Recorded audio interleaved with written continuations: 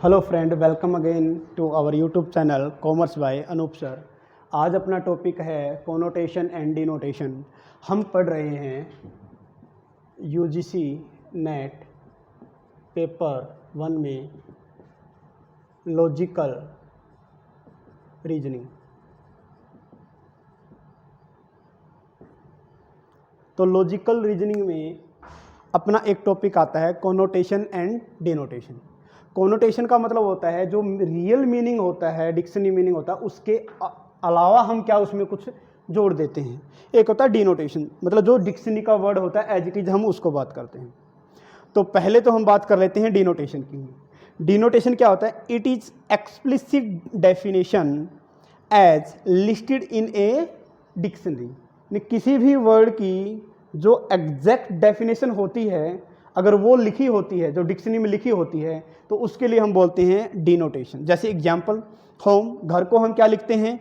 Dictionary में क्या मिलेगा? अगर आप डिक्शनरी में होम को सर्च करोगे तो a place where one lives a residence, यानी कि जहाँ पर रहते हैं, निवास स्थान, उसको हम बोलते हैं क्या?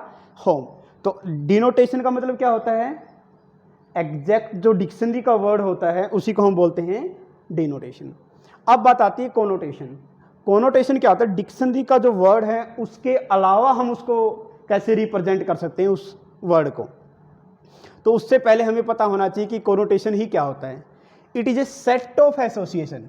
ये क्या है?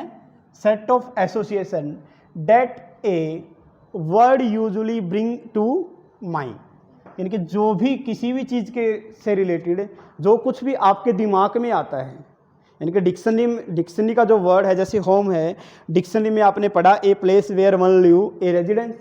उसके अलावा घर से रिलेटेड आपके दिमाग में क्या क्या आ सकता है? जैसे कंफर्ट के रिगार्डिंग आ सकता है, सिक्योरिटी के रिगार्डिंग आ सकता है, या ऐसी जगह जहाँ पर फैमिली रहती है उसको घर बोलते हैं। कि जो जो आपके माइंड में है, जो जो आपके माइंड में चीज़ें हैं, उन सबको भी आप रिप्रेजेंट कर देते हो, तो उसको हम बोलते हैं कोनोटेशन। जैसे एग्जाम्पल होम का ही लेके चलते हैं हम, घर का।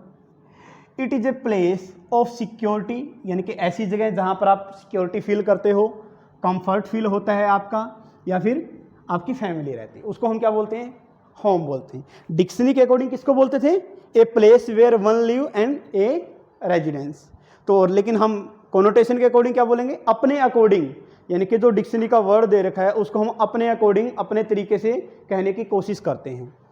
कोनोटेशन अगर हम अपने माइंड के अकॉर्डिंग किसी का मीनिंग निकाल रहे हैं तो क्या क्या किस किस के बेस पर हम निकालते हैं, यानी कि हम जो होम है ये सिक्योरिटी, कंफर्ट, फैमिली ऐसे हमने लिखा, तो क्यों लिखा, इसके पीछे क्या क्या रीज़न है? तो एक हो सकता है फैक्ट, यानी कि हमने ये चीज़ें सारी रियलिटी में फेस की है, ठीक है, कि भाई वहाँ पर होम में सिक्योरिटी भी होती है, कंफर्ट भी होता है, वहाँ पर फैमिली भी रहती है। तो फैक्ट क्या होते हैं? वेरीफिएबल, जिसको वेरीफाई किया जा सकता है। हम फैक्ट के बेस पर भी कोनोटेशन कर सकते हैं, यानी हम फैक्ट के बेस पर भी डिक्शनरी का जो मीनिंग था उसके अलावा उसमें कुछ ऐड कर सकते हैं। फैक्ट के बेस पर आप कर सकते हो। नेक्स्ट आता है ओपिनियन। ओपिनियन क्या होता है? They are the judgement based on fact, यानी कि जो जजमेंट है जो फैक्ट के ऊपर बेस है, यानी कि आपके पास जो फैक्ट थे उसके बेस पर आपने कोई भी डिसीजन ले दिया, आपने अपना ओपिनियन दे दिया, ठीक है ना। यानी कि फैक्ट के बेस पर जो आप अपना ओपिनियन देते हो तो उसको हम बोलते हैं क्या? उसको हम ओपिनियन, जो फैक्ट के बेस पर जो आप जजमेंट देते हो उसको हम बोलते हैं ओपिनियन, ठीक है ना। जैसे अगर बीजेपी है 2014 में भी जीती है, 2019 में भी, तो ये हमारे पास फैक्ट हो गया, डेटा हो गया। तो हम बोल सकते हैं कि 2024 में भी पॉसिबिलिटी है, ओपिनियन है हमारा। क्यों? क्योंकि हमने फैक्ट के बेस पे किया है, यानी कि जो चीज़ पास्ट में होती आ रही है हमने उसके बेस पर अपना ओपिनियन दे दिया फ्यूचर के लिए, तो उसको हम क्या बोलते हैं? ओपिनियन। तो इसलिए हम इसको क्या बोलेंगे? Judgement based on fact. Next one आता है प्रिजुडियस। इसका मतलब क्या होता है? A half based opinion based on the insufficient evidence, यानी कि जब आपके पास डेटा ही कंप्लीट ना हो, जब आपके पास फैक्ट ना हो, अगर सभी फैक्ट हैं और आप उसके ऊपर जजमेंट दे रहे तो है ओपिनियन। लेकिन अगर आपके पास फैक्ट ही पूरे नहीं हैं, फिर आप उसके अंदर बायस्ड ओपिनियन दे रहे हो, यानी कि आपको पता ही नहीं है कि क्या है रियलिटी, और फिर भी आप जो थोड़ा बहुत आपको नॉलेज है सिर्फ उसके बेस पर ही आप कर रहे हो, तो उसको हम बोलते हैं प्रिजुडियस, यानी कि पक्षपात। बायसनेस का मतलब यहाँ पर हो गया पक्षपात। ठीक है। ओपिनियन दिए जाते हैं प्योरली फैक्ट बेस, प्रिजुडियस दिए जाते हैं आप ये मान लो कि हाफ फैक्ट बेस, यानी कि आपको कुछ पता है कुछ नहीं पता, लेकिन फिर भी आप अपना डिसीजन सुना देते हो। ठीक है, तो होता है बायस्ड ओपिनियन भी हम इसको बोल सकते हैं। फिर आता है बिलीफ। बिलीफ होते हैं इनआर्ग्यूएबल, मतलब बिलीफ हम उस चीज़ को बोलेंगे जो भी हमारी आस्था वगैरह है किसी में, जिसके ऊपर क्वेश्चनिंग नहीं कर सकते, उसको हम क्या बोलते हैं? बिलीफ। जैसे भगवान है या नहीं है, हम क्वेश्चनिंग नहीं कर सकते, तो ये हमारा किस में आ जाएगा? बिलीफ। तो ये 4 चीज़ें हैं, कौन कौन सी?